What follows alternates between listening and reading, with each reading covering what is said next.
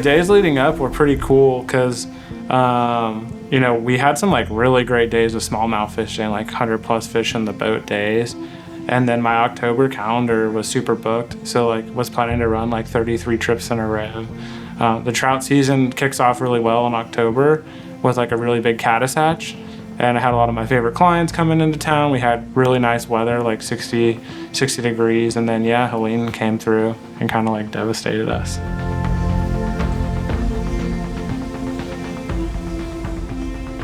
Leading up to the storm for us wasn't too much of a concern. And maybe we didn't pay enough attention to the weatherman.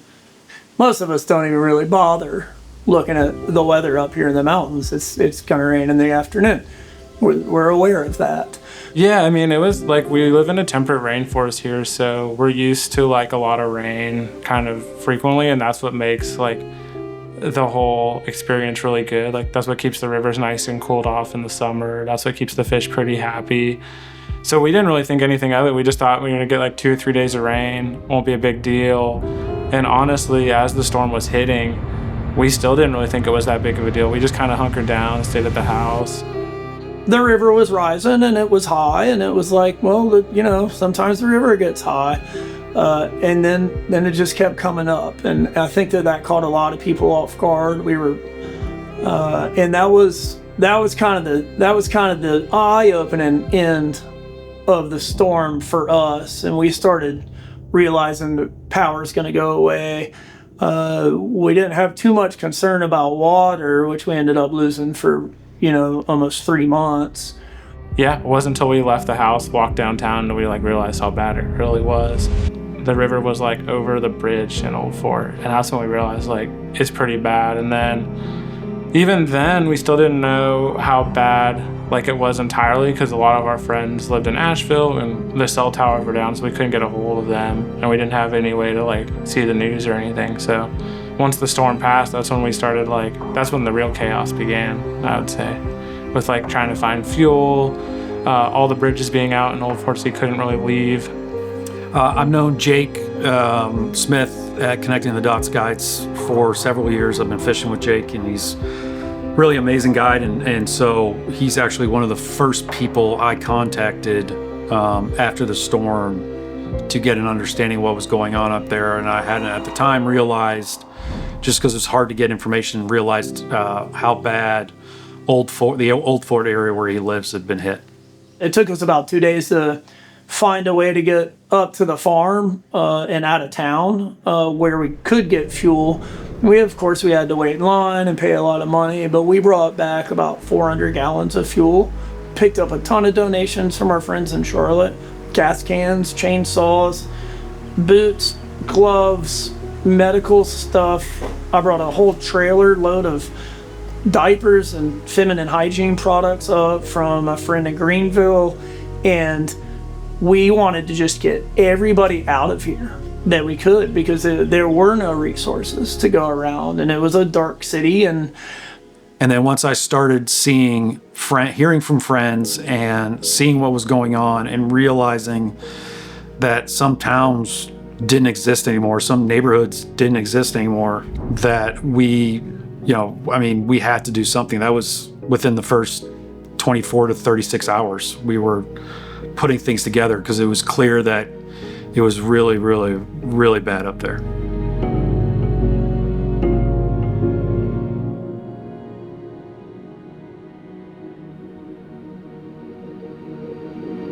And we started putting together a donation program, because a lot of people lost all their clothes. They lost, everything. And I got some friends of mine that also started brands, and we ended up with a ginormous trailer packed to the brim, and ended up driving that up ourselves to Asheville.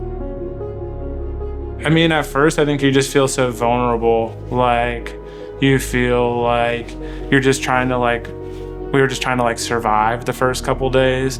But then the big thing sets in of okay, well, this is my job, which is guiding and taking people fishing. And I've booked all these trips. I need to get a hold of them.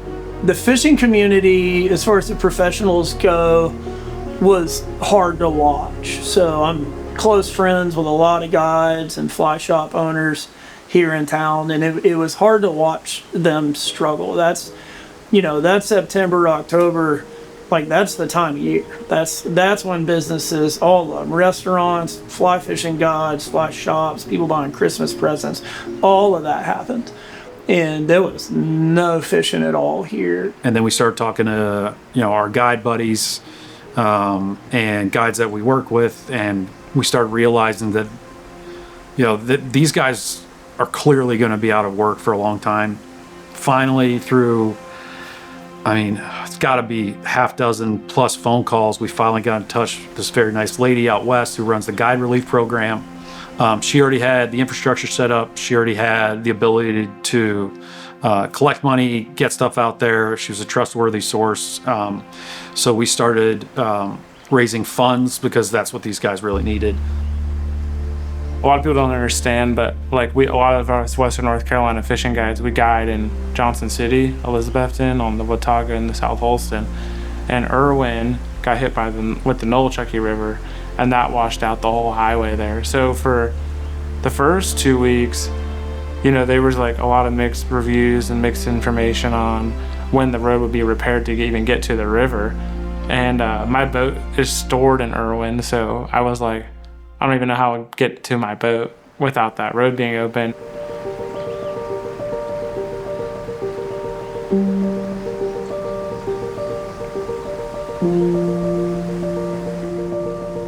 Two weeks went by and they reopened it, went to one lane, really slow, and then 3 or 4 months later they opened up 2 lanes. So that was a big thing, was logistics. And then also another thing that we were worrying about was river safety.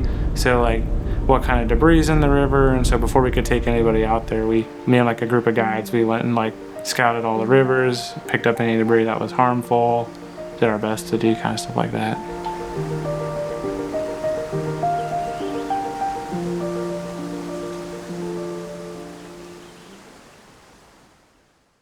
When was your first trip after the storm? It was, let me look at my phone and see.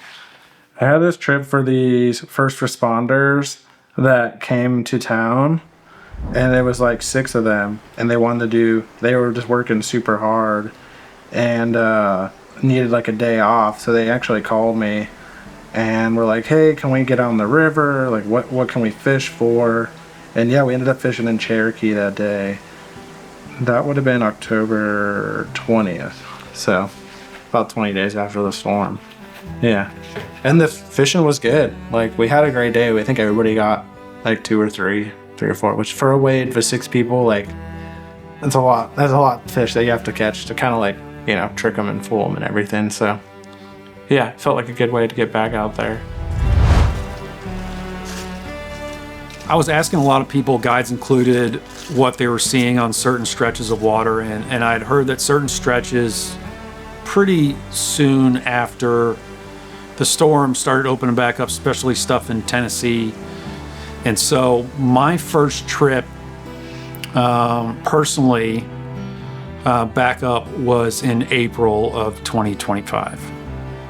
And we fished small tight water, and you could see the big washouts and blowdowns, and where trees had fallen where they didn't, they weren't before, and you could see some of the damage. But I was actually shocked. We actually had a really good day fishing, and I was shocked at how good the fishing was that soon after the storm.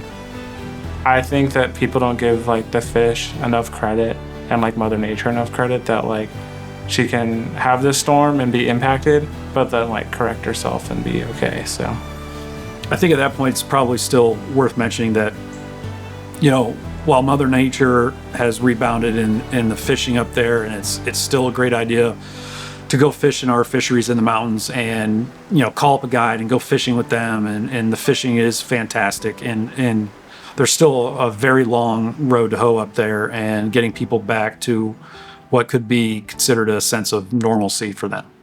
So my name's Mark Williams, and I'm the founder of the Sporting Gent, based here in Charlotte, North Carolina.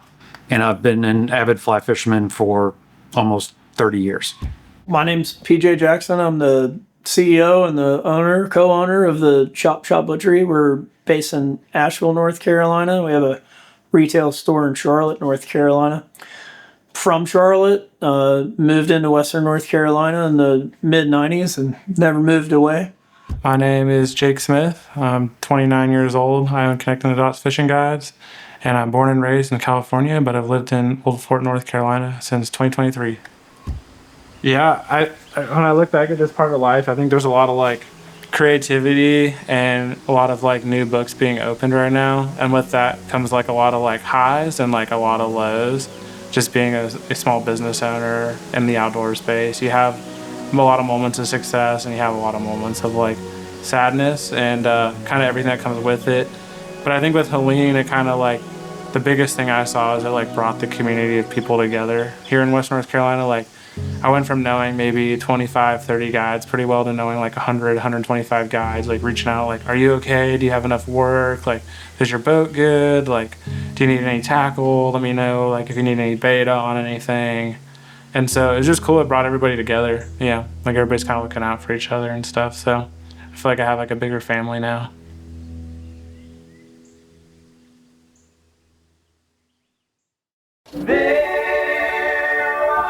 Stars in the southern sky.